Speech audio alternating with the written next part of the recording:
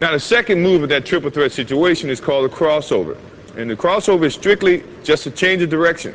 And let me show you exactly the way it should be done. In protecting the basketball, you're jabbing with your right foot, and the defense sometimes react that way, and you want to change your direction. This is what most of the people do that's going to get called for traveling. In jabbing with this right foot, they get so quick, they go this way by moving their left foot, which is your pivot foot. That is traveling in any league. So the correct way to do it is when you jab, now you're going to pick up the same foot that you jabbed with and change directions. And in putting the ball down, good defensive players, if you put the ball out here, have long enough arms. Scottie Pippen, for one, can slap it. Your momentum is going this way and the ball is going that way. Good way to correct that is when you jab, now you change. If you put the ball here, you got protection from your right leg.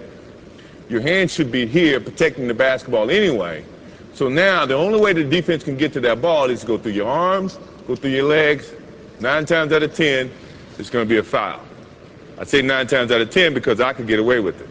But I don't play anymore, so you don't have to worry about that. So, jab step, change the direction this way, putting the ball inside your legs. Now, the good thing about an offensive player is you got to be able to go both ways. If you go one way, now you're limiting your options. The defense is going to read that, and then they become more, I guess, have the advantage to try to limit your options. As an offensive player, you never want to limit your options. So when you're working on that move to do it this way, also do it that way. So now you can have two options. If my man is taking a defensive stance, the thing that I'm looking at right now is he's playing parallel. So now he's playing me to go either way, which is good. Which it also, to me, means all I have to do is give him a nice little fake this way. He's going to think and feel that that's the way I'm going. My change of direction is a little bit better to use when you see a guy with the parallel stance. Mainly because he doesn't know where you're going.